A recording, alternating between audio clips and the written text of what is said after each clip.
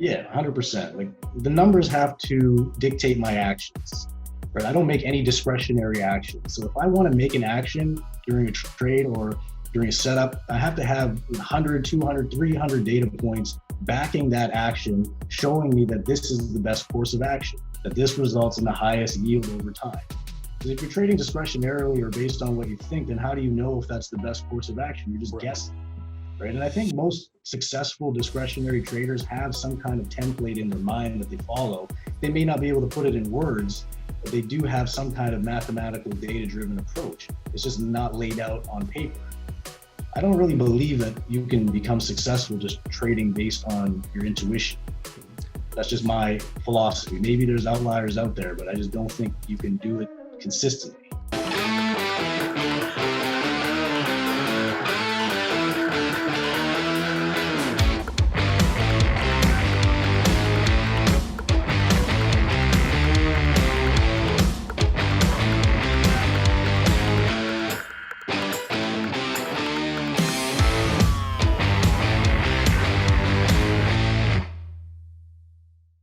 Welcome to the SteadyTrade Podcast. We have Tim Bohen and the popular guy on Twitter right now. He's really been making a name. I would like to call him, he's a kind of a monster short right now. It's Kris Verma. We've got him. We're going to ask him some questions. I've got a range of things to talk about with you, Kris. And we've also got Tim Bohen on. And I've also got some Twitter questions. But first of all, how's life? How's the market? Kris, I feel bad because I've got you on a red day. Yeah. Just so you post your red day. Like, how's life? Well, outside of today, it's been pretty good. This entire run that I've had has been so surreal. It's just, I think it's every trader's dream when we come into the markets, because most guys, they come in with a small account, like $5,000 or $10,000, and they all have dreams of like just exploding and making $100,000 or $250,000. And when you can do that in a short time frame, it just really opens up your world and of what's possible and what trading can do for you. So it's kind of I mean, Kris, I just want to take you right back to the start, because I think it's a good idea to get right back to the start of how you got started. And I mean, I've looked on your blog. I know July 2018, you had a post saying you're fairly new to day trading. You'd started in 2017. And now I know 3 years later, you've passed that million. Oh, geez. Yeah. So very well done. And what I'm more proud of is the transparency of the wins and the losses. Yeah. But Kris, can you just take us right back to the start? How did you get into it? What motivated you? What was your original career and passion? Mm-hmm. Well, I kind of went over this in my blog. So I'm a pharmacist by trade. I've been doing that for 10 years, but I've always had like a interest in math, statistics, probability theory. So when trading was presented to me as an option to make money, it always interested me because I always wanted to use money and statistics to have an edge in the markets and grow compounded growth. You're working a 9-to-5 job. I mean, your growth is linear, is limited based on time. You can't have exponential growth patterns. So that's what something like trading or sports handicapping, which is what I did for 10 years, can give you.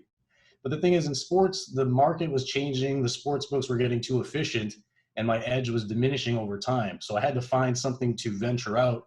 And I saw trading, and it was actually a follower of mine on Twitter that mentioned it before I got into trading that I should try because I had a data-driven approach. And I made the mistake of actually jumping right in with a lot of money trading because I thought it'd be so easy and so like comparable to sports. But what you don't realize is that with trading, you have so much room for like self-sabotage. Like in the middle of a trade, you can do things, add things, or take away shares. But in sports, once you place the bet, it's kind of out of your control. Right. So you're kind of protected in a way. So I never had to learn those emotional discipline aspects. So when I first got into trading, I took some heavy losses, like, averaging losers, bag rolling losses, all the typical mistakes, because you just don't want to lose. So from there, I kind of transitioned into like short selling. I started as a long trader, buying bounces. And then I started getting to short selling, had my experiences with blowups and all those things like we've all done. How did long go? How did buying those bounces go? Because I mean, I know you're a diehard short seller, right? Yeah. Well, when So I first got into trading, I didn't even know what short selling was, right? So I just wanted to find a strategy that I thought would work. So I was basically doing the same thing that I do now, but the exact opposite. So stocks that were dropping really quickly, I'd be looking for a bottom bounce. And it did work for the most part because most stocks don't dump that much. But what I found was the liquidity just wasn't there. Like on the stocks that do dump, like there's only like maybe 500,000 shares traded. You can't really size up. The fills were really tough. So if you're like nickel and diming for a couple of $100, you can probably do it. It's low risk. You don't pay locate fees. You don't need a fancy broker. So it's a very low key strategy. But I wanted something that was more scalable and that I could kind of build on. So I switched Well, to that's short. that's the bummer with buying those bounces. Is a lot of times you could be right, but they just kind of go nowhere. And like you said, the liquidity goes away, and then you're just like staring at it for 4 hours. You know, the one thing about shorting the big runner of the day, man, you're either getting stopped out or that thing's ripping back. So it's like you're not stuck with that paint drying scenario and then you're like, come on, you know. Yeah, there's more volatility and more volume in the short side because I think people want to chase stocks going up. They don't want to trade things that are going down. Nobody looks at the down gapper list of the day. no, they don't. It's always what's moving up. So that's what people are trading. So that's what I gravitated towards. But there's a lot of pitfalls and hurdles that you have to overcome when it comes to short selling because it's not as easy as us short sellers make it out to be. I honestly think longing these could be easier because there's less risk. You have to pay for locates. You're not going to blow up your account.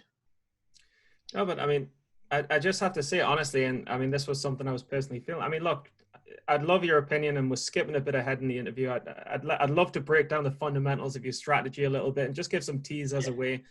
But I mean, look, this market right now, it's and I've been DMing you and stuff like this. It's tough. I mean, how are you finding the change of the market from a year ago when at 931, 932, 935? Your strategy was short and it will fail. Whereas now it's a whole different strategy. You're paying heavy locates for shit to run on you. Mm-hmm. Like you're paying heavy locates to lose on that stock. I mean, how's the change of the market been? Well, I'm a data-driven guy. So what I've noticed lately, especially this year, is the volume has been through the roof. We've seen volume in small caps that we have never seen before. And even this month specifically, I think so far this month, we're on pace for a record volume in small caps. Like everything seems to have at least 50 million shares. Like KIXN today, I took a loss on. And this thing was, I don't know if you guys saw the chart for this, but this was probably the most manipulated ticker I've dealt with in a long time. Just the spreads it was jumping 10 cents on thin air. It was just very skippy and algo manipulated. And this is the environment that we're having to navigate now as short sellers.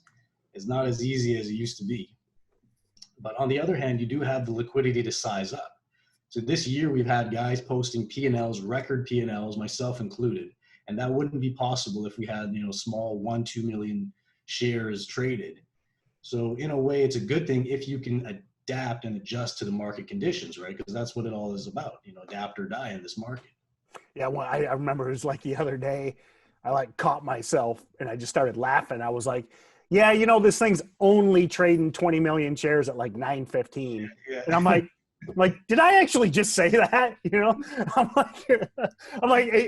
I stopped and I'm like, only 20 million, in some micro cap, puny $1 stock with 4 million float. And I'm like, only 20 million shares. But I mean, sure.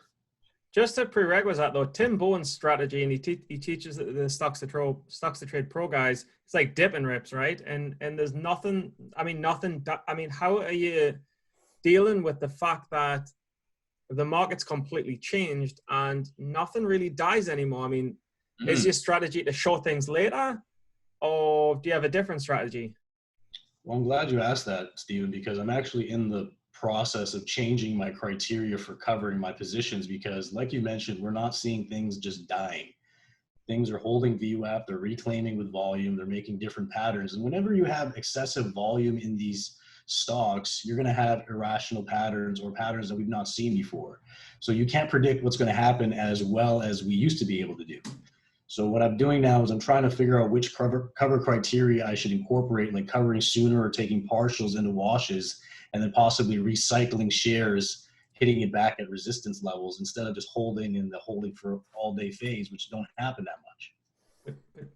Would you say that your data that you've tracked, maybe, I know that you started trading maybe 2017, and I've tracked data for a few years back as well. Would you say that data is irrelevant now because there's so much more volume now that it's a new game? Or that's the hard thing to really say, because we're all trying to predict what's going to happen going forward, right? So we all have to decide, all right, is this the new norm, or is it just an outlier in the data? Are things going to go back to normal?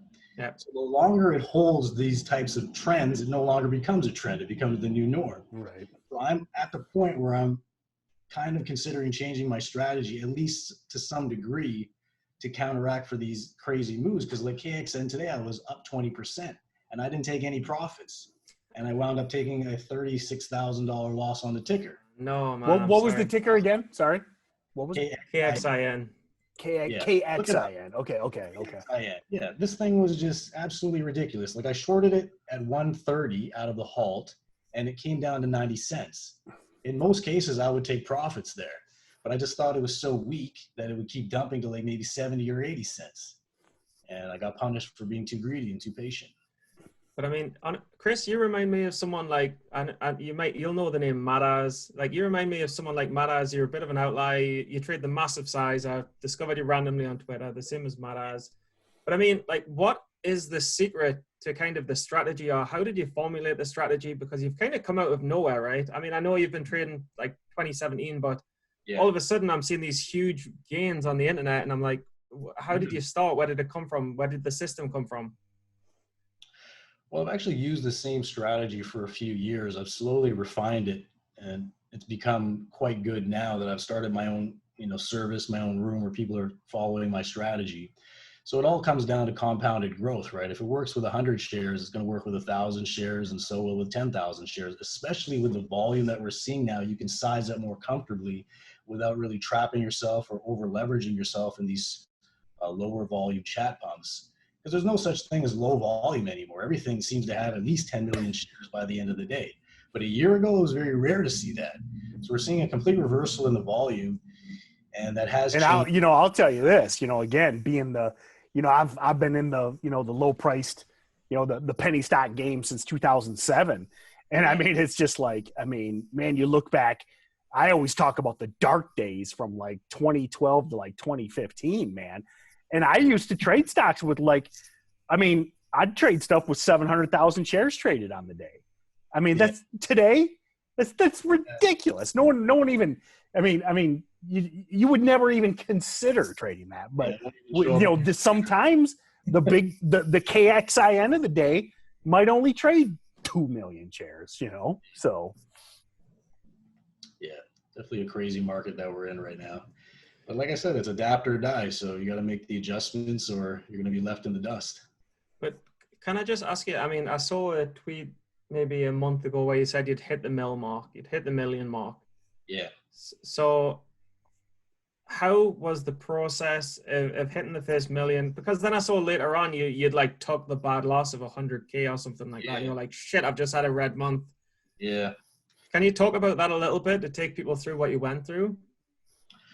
Well, I did reach the milestone about a month ago, and since then, I think I've lost some ground. I think I'm at like 920 or something, which is not much off of that amount. Like, I know I'm going to make it back. It's just a small drawdown, but I did take some of my worst losses ever in the last few weeks, and it's partially due to sizing up more, right? If you're using more size, your winners are going to be bigger, so will your losers. And when the market is so, biased towards long traders, which it has been lately, it's been kind of brutal for us short sellers. You're bound to take a few hits. But how? I'm excited to speak to you because I've kind of wanted to ask you on DMs as well. I'm like, do you have advice for the short sellers who are being massacred right now? Just stick with it. Can you help us?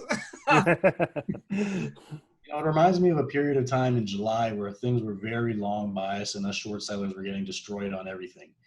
And a few guys in my chat room were really concerned because they haven't seen the markets like I've seen them over the years. They haven't seen the ebbs and the flows and the ups and downs. And I always say, things even out.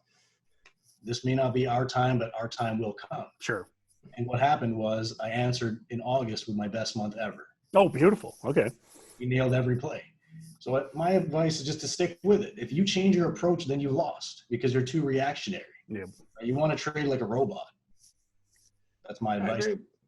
But yeah. Tim, what would you say? I mean, because look, I mean, Kris, in I'm not joking. In March and April, in March, I think I had 20 green days out of 20 green days. I literally couldn't lose. I was like the best trader ever. It's like I've cracked the game. I've won. I've beat the system. Now we're sitting in October and I don't know what I'm doing. But I mean, Tim, has the market changed forever? Or, because I mean, look, I mean, Kris, you'll respect. Kris has been in from 2017. Tim's been in from like 2006. Yeah. So you'll appreciate the opinion. Tim, has the market changed forever? Is it more bullish because of these Robin Hooders? What on earth is going on? Kris a few minutes ago said, is this the new normal? And again, ultimately, it's just my opinion. But in my opinion, this is the new normal. I think that, again, I even, something I talk about a lot, like Kris is here from the sports betting world. I think, the shutdown, I mean, no sports. I mean, again, we all joke about Dave Portnoy. I think at some point Portnoy will give up sports betting and he'll just day trade. I think it's more interesting. You can actually find an edge. I mean, it's like, again, I know you can find an edge, but like Kris said, it's like ultimately you just, you bet $50 on the Lions in my case, and you lose, of course, because the Lions always lose. But at least with trading, I mean, you can find an edge. You have a stop, okay? If the Lions are down in the fourth quarter, you can close the trade and you take that small loss. So I think it's the new normal, in my opinion. And I know we all joke about the dumb money and the Robin Hooders. I think that's part of it. I just think there's so many sports bettors that had no sports for 6 months and they're like, I'm not going back. And I think there's, in my opinion, there's some big money sports bettors. I mean, again, Kris, I don't know if you're trading with your whole account, but I mean, you're talking multi-million-dollar accounts in these 4 million float stocks, man. And so I think it's the new normal, in my opinion. I don't think we're going back. I think you're going to see volume like this until something changes. Now, obviously, if the election comes and we fall into the apocalypse, that will change. But I think barring some black swan, this is the new normal for now. So yeah, I agree, Tim. I think it's a lot of the COVID situation too. We've had a lot of people who've lost their jobs. So in replacement of that, they've started trading. So we have a lot of new traders in the market. And like you said, a lot of sports bettors, right? These guys need to make money some way. So they try to translate their skills from sports to stocks. So we have an influx of new players in the market, new volume, new money, and that's resulting in these crazy patterns and squeezes and things. So I think it will be the new norm. I think things will calm down a little bit, but I think the volume is here to stay, at least for another year or so. Yeah, agreed. Yep. And I just want to jump in and say, Tim and I'll say, Tim and I have always, Tim was a short bias trader like you and I, Kris, and he switched like, I don't know, Tim will tell you the year, but he switched. 2016. He said he felt like something in the market had changed. And he refers to it as like black thought or something out of the market. But deep down, he knows that he talks about hedge funds, like hedge funds entering the penny stock market. I mean, look, Kris, you've seen these pre-market 6 a.m. pushes, 9:32 drops. I mean, what role do you think hedge funds have in the penny stock world now that they might not have had in the past? Well, I don't really know because I don't think hedge funds have that much activity in penny stocks. I think there's some limitations. I'm not entirely sure, but I think there's some limitations on the price range stocks they can even invest in.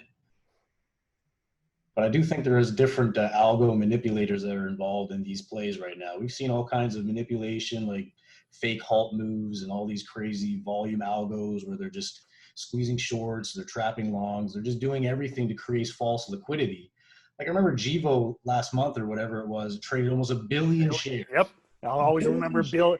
I mean, I was like praying for it to hit 1 billion. Yeah. How can you possibly explain the volume on that? That's not retail trading. It was all algo manipulated nonsense. So when you see, like, I think MDGS the other day, it was just squeezing up. and then it just off a cliff. So it just on four. I mean, I was short that, and I was about to cover on four, and we saw the wash to the 330s. So there's definitely some manipulators that are controlling these moves more so than before. So that's why I've always tried to focus on lower volume chat pumps. The manipulators and the algos won't target these ones because they don't have the liquidity to run their games. Yeah. So they trade more organically, more naturally, and once momentum fades, they kind of just die. But when you're dealing with stocks like KXIN today, it makes all these reclaim moves and all these crazy squeezes. You can't attribute that to retail trading. They don't have the volume to do that.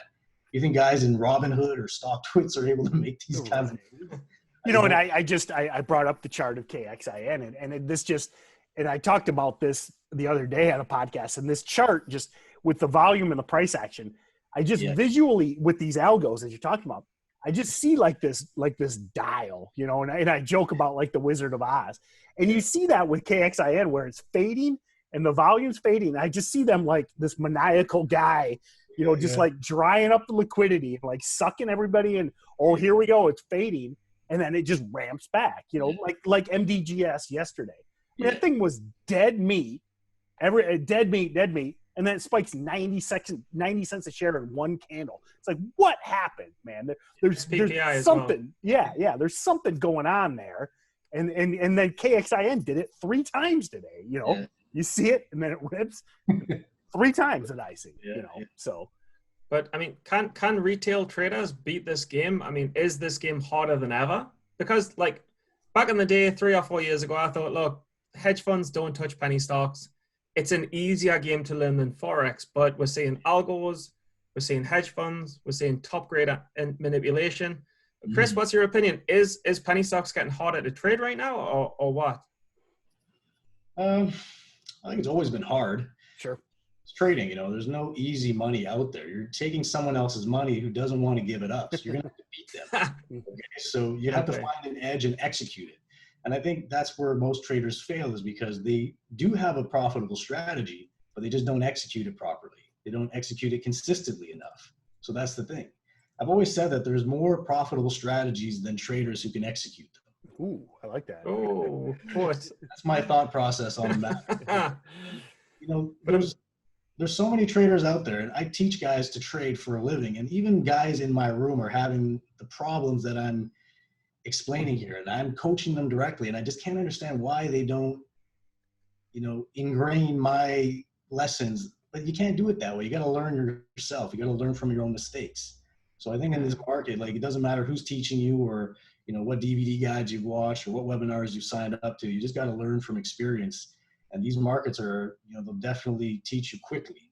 The amount of manipulation we've seen. So I think it's possible for retail traders, yes. But you have to be very diligent and just don't expect it to happen overnight. You know, it took me about 3 years before I turned the corner and really became profitable.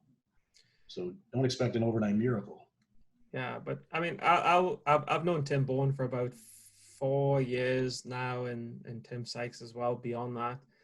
And we've always laughed because I've had one-to-one time with Tim Bohen and Tim Sykes, yet I've made every single mistake in the book that you can possibly make, despite having the one-to-one time and guidance. And I think you just have to make your own mistakes, and you have to experience the pain of losing. And the pain of losing makes you learn. Exactly. But I mean, if you got a new trader tomorrow and you are experiencing this market, I mean, I'm curious because you say you are a execution-based trader. Yeah. I'm really curious what that means. And if you had a new student tomorrow, how would you teach them to be an execution-based trader? So for me, my trading is strictly data-driven. So I try to take all emotions out of my trading. So everything is predetermined before I enter the trade. I don't make any decisions on the fly. Because if you're making emotional decisions or decisions that are discretionary or decisions that are in the moment, then it's likely going to sacrifice your edge. Because we as humans are not wired to make money in the markets. We're wired to lose money. Yeah. If you're basing your trades off of your intuition or what you think feels proper, then you're probably going to make the wrong decision. So when I enter a trade, I have a predetermined plan. And if I follow that plan to a T, then my execution is 100%.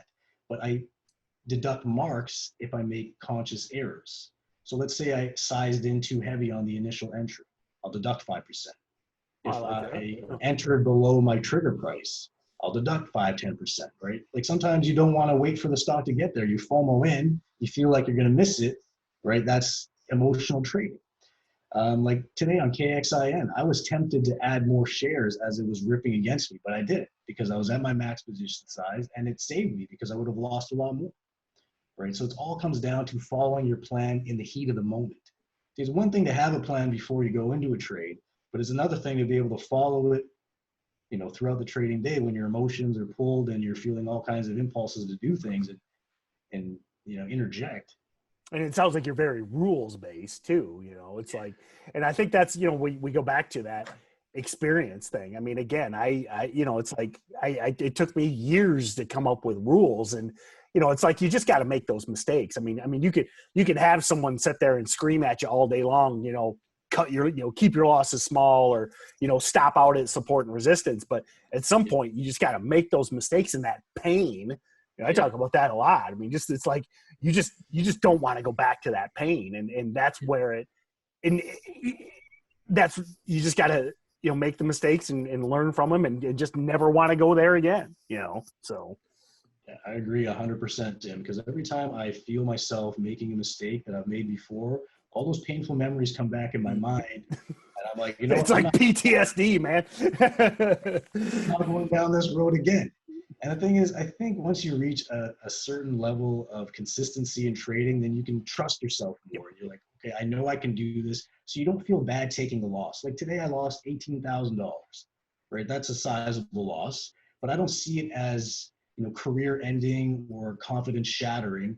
It's just a small setback, a drawdown, and tomorrow I'll be right back at it. So if you see these losses as catastrophic and it affects your confidence, then you're probably going to bag hold the loss until you blow up. See, that's where most traders fail, is because they don't want to take the loss. Sure. They want to get it back right now. And the loss turns into a blow up, and then you're out of the game. So that's where rules really help you. Now, one question I got is like, you know, because a lot of, you know, one of the reasons I'm always so cautious with shorting is because, you know, a lot of people try and do it with a really small account. And I'm just like, man, you're really handicapping yourself, because, you know, if your starter size is full size and you're trying to short some 400% renter, man, it's really hard. So if you don't mind sharing, you know, like, what size account did you start out with? And did you, because you mentioned, you know, shorting wise, like where were you at when you started shorting, if you don't mind asking? So. Yeah, no problem. When I started this run back in November or December last year, I started with $3,800. Okay, so small account. Okay. And I was very aggressive with the account because it wasn't a large amount of money dollar-wise.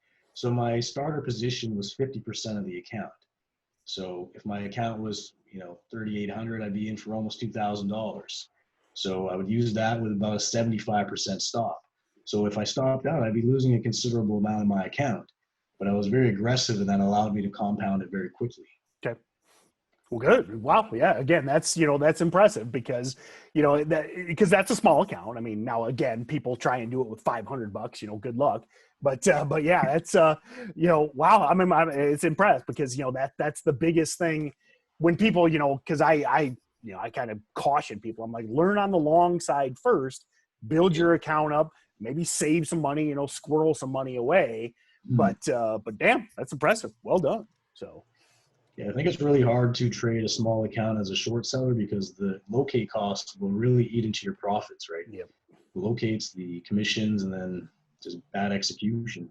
So it's really tough, but it's doable. You know, I did it with Trade Zero, and they had one of the highest locate rates for most brokers I've seen. Sure. Made it work. Yeah, look, I mean, what you seem extremely statistical, and I read on your Twitter that you talk about execution rates. I mean, at what part to you is trading a science, and at what point to you is trading an art? Because for me, sometimes, like, I'm going through this battle right now. Like, I track data for hours a day, and I'm like, yeah, I'm really making this a science, but I feel like when I really rely on me artistic side, me intuition, I do better. So, but you seem more science side, so I'm really curious, which side do you lean to, and which side do you get the best advantages from? Well, my approach has always been data. Like, if the data doesn't... Majorly science. Yeah, 100%. Like the numbers have to dictate my actions, right? I don't make any discretionary actions. So if I want to make an action during a trade or during a setup, I have to have 100, 200, 300 data points backing that action, showing me that this is the best course of action, that this results in the highest yield over time. Because if you're trading discretionarily or based on what you think, then how do you know if that's the best course of action? You're just guessing. Right. And I think most successful discretionary traders have some kind of template in their mind that they follow. They may not be able to put it in words, but they do have some kind of mathematical data-driven approach. It's just not laid out on paper. I don't really believe that you can become successful just trading based on your intuition. That's just my philosophy. Maybe there's outliers out there, but I just don't think you can do it consistently. I think you're right. There's outliers, but they're outliers. I mean, there's only so many Michael Jordans or LeBrons or Kobe's. You know, there's three. There's one Michael, there's one LeBron, there's one Kobe. You know, so. But I mean, you've heard the modern outliers of the Doxers and the Gratanias, and they all talk about the Excels and stuff like that. I mean, what advice can you give to new traders to start tracking? Because I mean, look, I've been tracking for years, and it's obvious that the more volume, the higher the higher the high of D is, right? Mm-hmm. The lower the float, the more volatile it is. I mean, how can you make the science of data tracking to the point where it's actually quite specific on where you get in and where you get out? Well, I think first what you need is an idea. So my idea when I started trading was I want to buy stocks that are dumping really hard, really fast, because it'll probably reverse. So I'm trading short-term reversals. So from there, I said, okay, how much percentage points should I wait before I look to buy in? So I said, all right, let's go for 20%. So then what I did is I filtered all stocks that dropped 20% in a 10-minute time frame. And then if I were to buy it at that point, okay, should I sell at 10% or should I sell at 20% or should it be time-based? Should I sell after an hour or should I sell end of day? So once you track all of these metrics, like once your trigger is reached, so for now as a short seller, what I do is I look for short-term parabolic movements. So I'm looking for stocks that are going up very fast in a very short time frame. So usually 15% minimum move in under 15 minutes. That's my general criteria.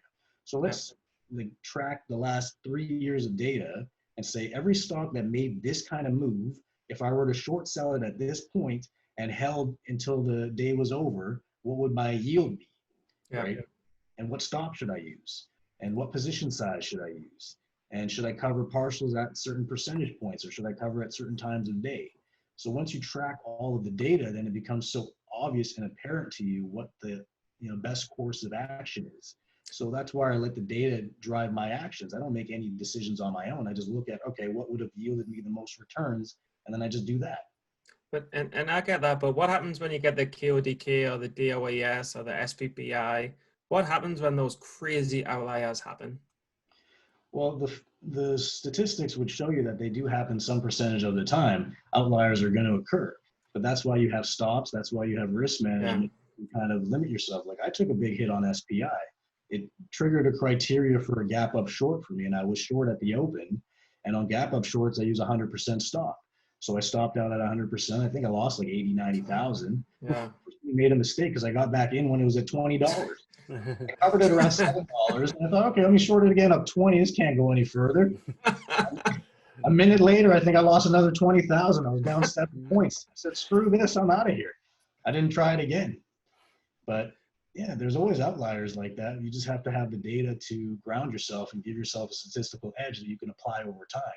So my theory is that if the market's going to beat me, it's going to have to do it over 100 trades, not one or two. I like that. Blow up on one trade. That will not happen. Yeah. But if the market can beat my edge over 100 trades, then kudos to the market. Right. But not one time. Not one trade. But how much is that? How far are you back testing? Because I know there's an old rule, and just like I'd like to ask you to give advice to the new data trackers, that everyone who tries to track data to find an edge, right? And well, actually, Stephen, I want to interject just because of what he said a few minutes ago. I like where you're going, but I mean, what Kris laid out right there. When I joke, I mean, and again, Twitter's a freaking wasteland. So I mean, 90% of what I post is sarcasm, okay? But everything Kris said None of these guys that I make fun of are doing any of that. And you know that. Yeah. I mean, when I make fun of day one low float shorts, I mean, these are guys that they couldn't, if everything Kris just said, they probably wouldn't understand half of it. Okay. But yet they're still shorting a stock that's up 200% because it's up too much. I mean, there's a difference between Kris and these idiots that drive me nuts. Okay. There's a big fucking difference. All right. So anyway, go with your question.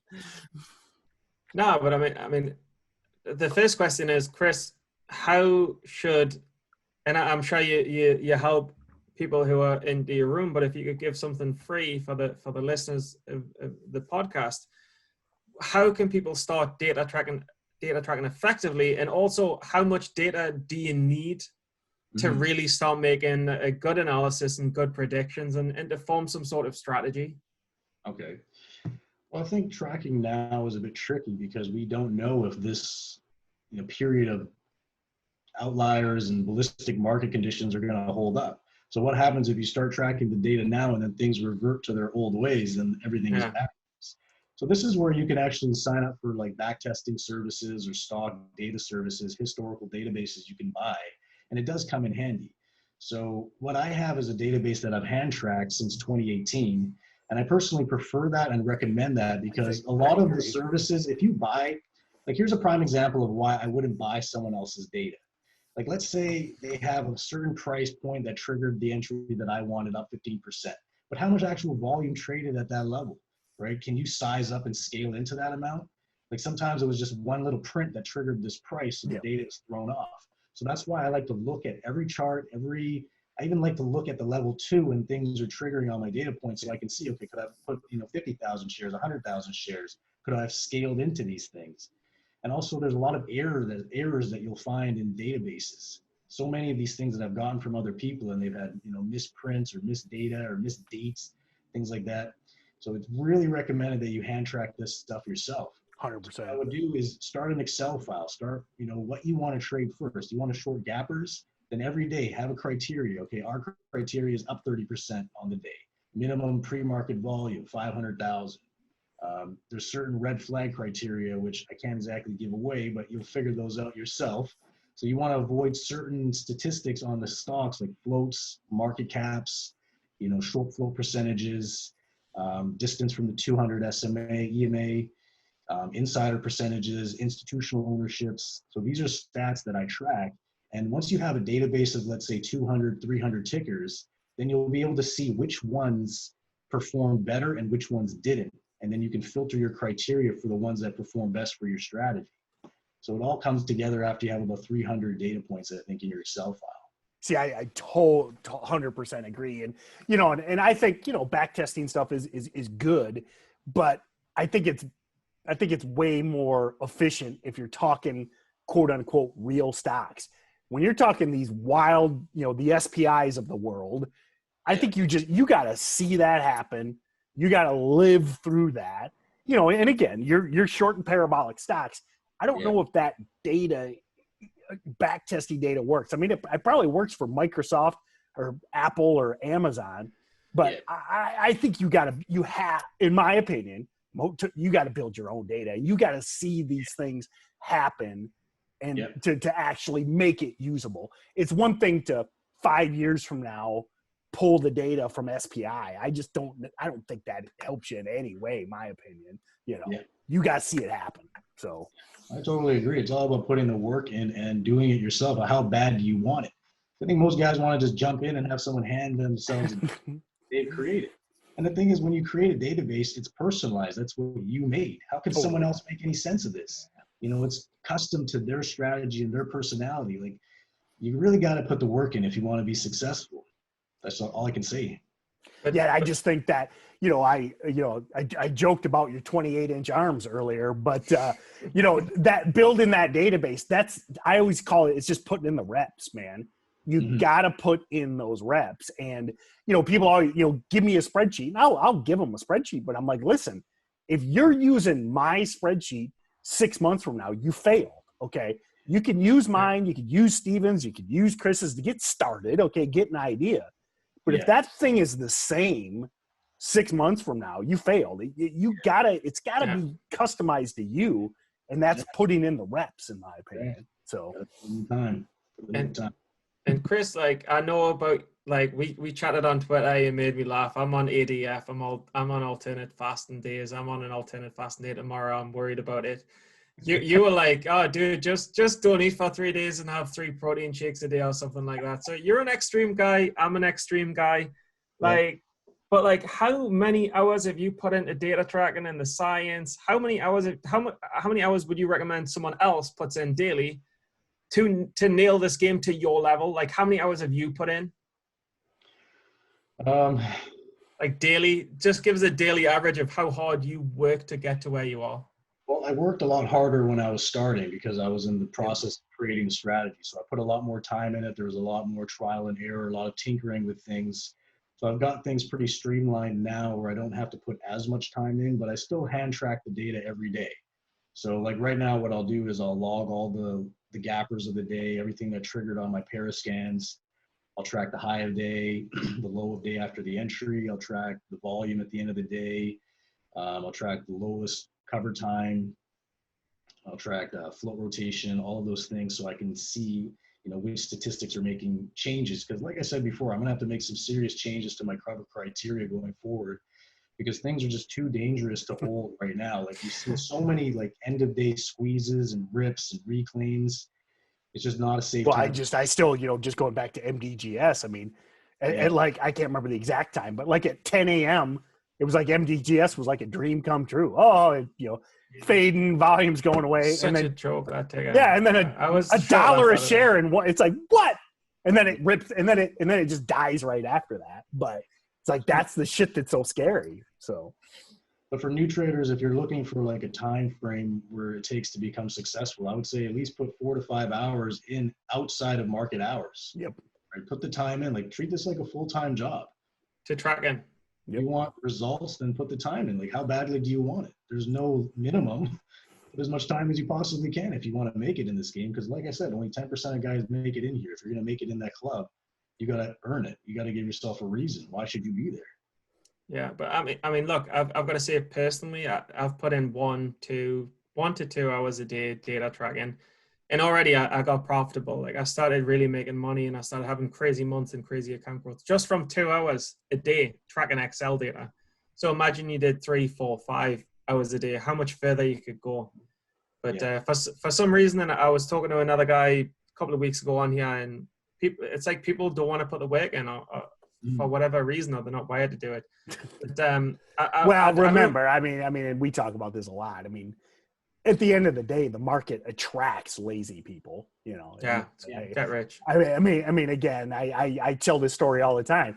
I mean, if you got $500 in a $200 laptop, you can start trading. You know, I mean, it's like, and so it just attracts that mentality. You know, so for sure. I remember when I first got into trading, I was, you know, inspired by all the typical guys like Stephen Ducks, Tim Brittany.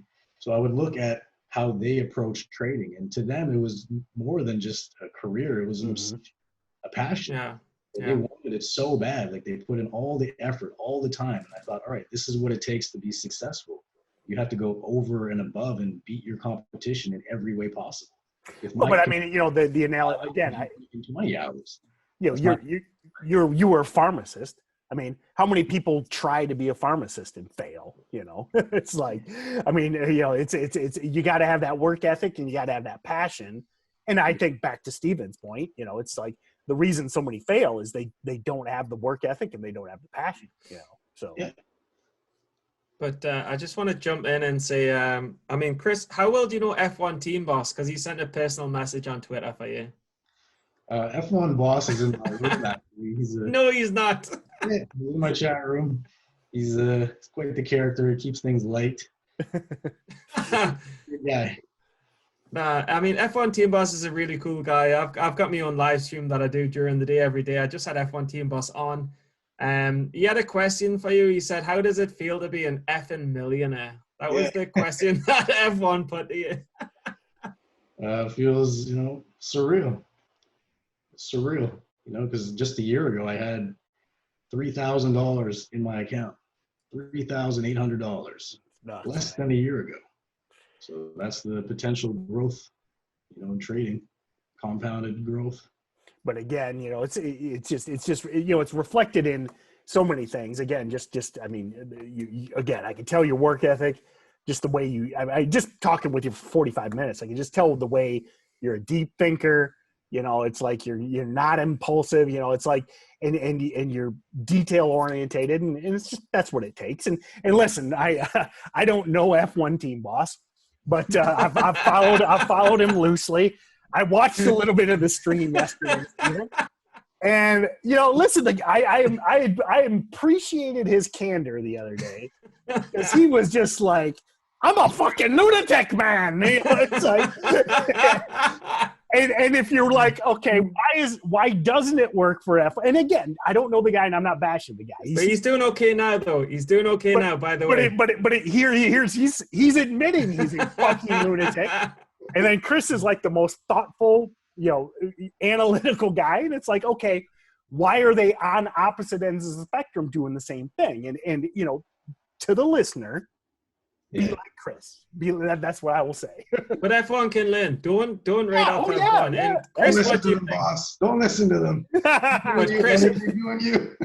But Kris, F1 can learn, right? F1 team boss can learn. He's so much better than he was. Yeah, he's been a lot better. He's managing his risk well. Really proud of his progress. Yeah, he's doing okay. I've got one from Chris Reeves on Twitter. He said, if he being you could only choose 3 pieces of advice to give a trader that wants to accomplish pro status, what would it be? 3 tips. Well, the first thing I would say is follow your plan. Execute your plan. Have a plan before you go into a trade. I think most guys, when they trade, they make decisions on the fly. Yep. That will never make you money. Yep. Unless you're like one of the best discretionary traders with 10 years of experience. I would say follow your plan and stick with it. Don't change it on the fly. Don't, make exceptions. Don't say, oh, just this once I'll get away with it. We always have those thoughts, right? Oh, just this one time I'll add here and it'll come back down and I'll average up and get okay. But all it takes is that one time to lose everything. Another tip, don't blow up your account.